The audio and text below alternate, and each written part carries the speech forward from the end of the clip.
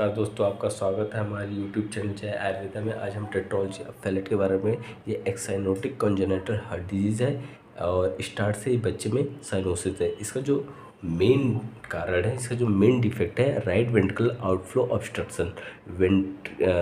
Pulmonary artery में blood का flow होना में obstruction, aorta out of place and overriding both the ventricle, aorta का मिसप्लेस और ब्लड की मिक्सिंग। तीसरा पॉइंट है वेंट्रिकुलर सेप्टर डिफेक्ट, वेंट्रिकल में छेद, ब्लड की मिक्सिंग और राइट वेंट्रिकुलर हाइपरट्रॉफी, वेंट्रिकल का साइज बढ़ जाना। जो राइट वेंट्रिकल से ब्लड की जो पंपिंग होती है, जो ब्लड पल्मोनरी आर्टरी में जाता है, तो वाल्व के कारण या तो स्टेनोसिस होती है या ब्लड वेसल्स के नैरो हो कारण एट्रेजिया होता है, जिसके कारण ब्लड का ऑब्स्ट्रक्शन, ब्लड इसमें कम फ्लो कर पाता है। जो दूसरा प्रॉब्लम था aorta out of place and over riding both the ventricle. इसमें क्या होता है, जो एओर्टा का मुंह था वो वेंट्रिकल के साइड होना चाहिए था, but it is miss place, it is abnormally place, over riding कर रहा है। Over riding both the ventricle, दोनों वेंट्रिकल के बीच में होता है, जिसके कारण ब्लड दोनों फ्लो होते हैं, oxygenated and D oxygenated. VHD ventricular sceptre defect, blood की मिक्सिंग हो जाती है, oxygenated and D oxygenated blood की मिक्सिंग हो जाती है।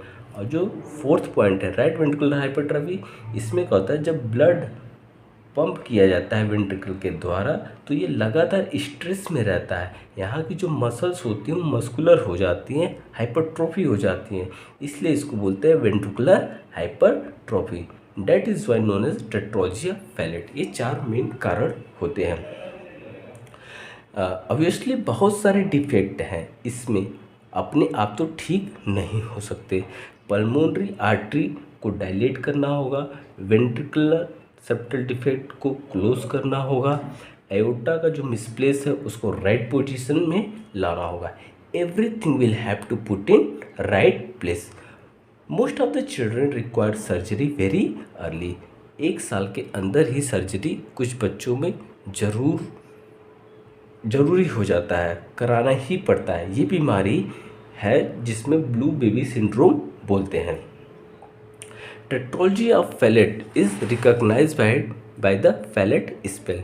स्पेल होता है जो घटनाएं हार्ट के अंदर होती हैं, फैलेट जिसने ये बीमारी को डिस्क्राइब किया। जो फैलेट साइनोसिस होती है, इसमें राइट वेंट्रिकल का ब्लड लेफ्ट वेंट्रिकल में संड कर रहा होता है, ब्लड की मिक्सिंग हो रहती है, oxygenated and D oxygenated blood दोनों मिक्स हो रहते हैं। जो पल्मोनरी आर्टरी में जो ब्लड फ्लो होता है वह कम हो जाता है ड्यू टू नैरोइंग, जिसके कारण ऑल्गीमेरिया इन पल्मोनरी सर्कुलेशन हो जाता है। और एओर्टा में जो ब्लड पंप होता है वह ये वाला भी ब्लड पंप होता है और ये वाला भी, ऑक्सीनेटेड एंड डी ऑक्सीनेटेड, जिसके कारण बच्चों में पेरीफेरल साइनोसिस। पेरीफेरल साइनोसिस का मतलब है कि बच्चों की उंगलियों में, हाथों के और पैरों दोनों उंगलियों में नीला पड़ जाता है, ब्लू हो जाता है। जो नेक्स्ट है वो पैरेलल प्लस साइनोसिस।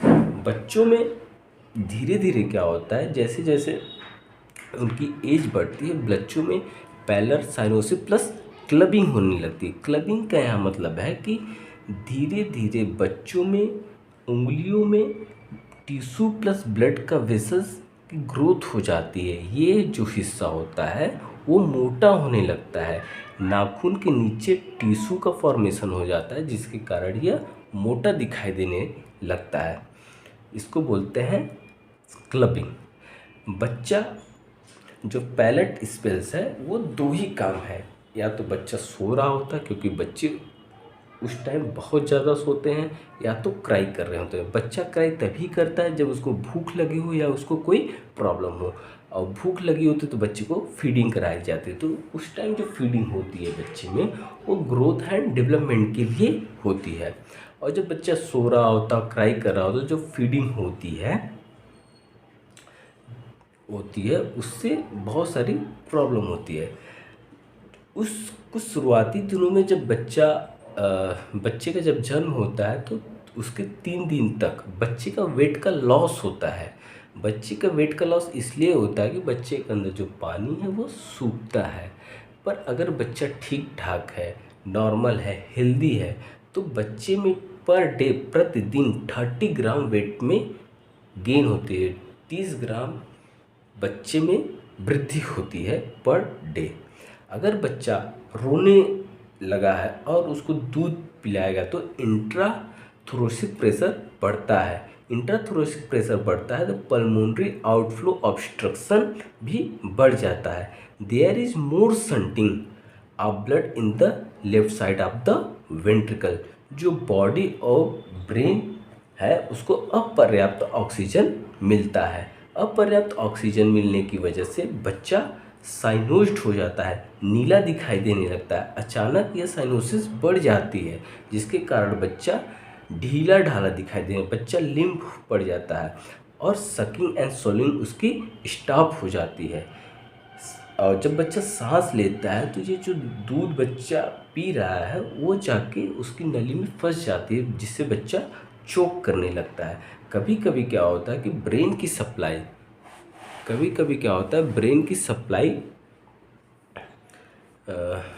सप्लाई कम होती है तो जिससे बच्चे के अंदर सीजर आ जाते हैं, बच्चा अनकॉन्शियस हो जाता है और अगर यह प्रोलॉन्ग हो गया तो बच्चे में डेथ भी हो सकता है।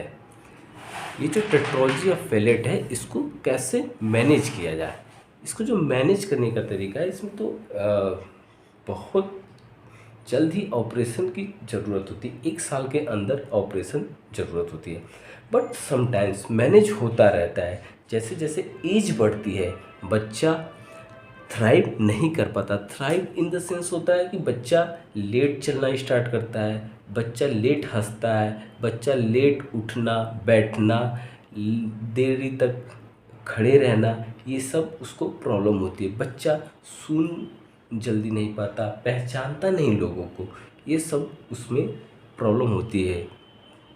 Fail to thrive. कभी कभी क्या होता है एक्सटर्नल डिस्निया, बच्चा चलते चलते सांस फूलने लगता है तो बच्चे में ये नेचुरल टेंडेंसी होती है कि वो स्क्विट कर जाए, कुछ इस पोस्चर में बच्चा बैठ जाता है, इसको बोलते हैं स्क्वेटिंग पोस्चर। जब सांस फूलता है तो बच्चा इस पोस्चर में जब बैठ जाता है तो उससे क्या होता है ब्लड का लंग्स की तरफ ज़्यादा फ्लो हो जाता है। ये ब्लड बच्चे के पैर, बच्चे के एब्डोमेन एरिया से लंग्स की तरफ ज़्यादा फ्लो होने लगता है। कभी कभी जैसे जैसे एज बढ़ती है बच्चे का फैलेट स्पेल कम होने लगता है, बच्चे के हार्ट में रिमॉडलिंग होने लगती है जिसके कारण बच्चा ठीक होने लगता है, पर ऐसा बहुत कम ही होता है, अदरवाइज सर्जरी ही होती है। कभी कभी क्या होता है बच्चा चलते चलते या दौड़ते दौड़ते जब उसका सांस फूलने लगता है तो कुछ इस पोजीशन में वह लेट जाता है, इसको बोलते हैं नी चेस्ट पोजीशन। इस पोजीशन में वो इसलिए लेट जाता है क्योंकि यहाँ से जो वेनस ब्लड का रिटर्न है वो ज़्यादा होता है लंग्स की तरफ और वो बच्चा कंफर्टेबल फील करता है। बच्चे को जब डॉक्टर के पास ले जाया जाता है तो जब डॉक्टर उसको एग्ज़ामिन करते हैं तो बच्चा बहुत दुबला पतला लीन थीन होता है, उसकी हाइट अनुमान और एज के हिसाब से कम होती है, बच्चा पेल होता है, एनीमिक होता है, साइनोसिस होता है और क्लबिंग होता है। ये सब उसके अंदर ये सब साइन एंड सिम्टम्स उसको दिखाई देते हैं डॉक्टर को दिखाने पे। बच्चे का जब चेस्ट का एग्जामिनेशन कराया जाता है जो मिड क्लेविकल थोरोसिक रीजन है वहाँ पे थ्रिल सा फील होता है पल्पेट करने पे और मर्मर साउंड सुनाई देता है अस्कल्टेट करने पे क्योंकि ब्लड की संटिंग हो रही होती है। और जो क्लेविकल के जस्ट नीचे और स्टर्नम के पास में एक मर्मर पल्मोनरी मर्मर साउंड सुनाई देता है, मर्मर इन पल्मोनरी एरिया, कुछ इस तरीके से साउंड होता है और बच्चे के स्टर्नम के पास एक इम्पल्स का फील होता है। ये राइट वेंट्रिकुलर फोर्स के कारण यह एक फील बच्चे में होता है। इस पोजीशन पे बच्चे को एक इम्पल्स की फीलिंग होती है, बच्चे को नहीं सॉरी डॉक्टर फील करता है राइट वेंट्रिकल फोर्स के कारण। बच्चे का जब एक्सरे कराया जाता है तो राइट एट्रियम डायलेट मिलता है, लेफ्ट वेंट्रिकल अपटर्न मिलता है और एओर्टा का बल्जिंग रहता है।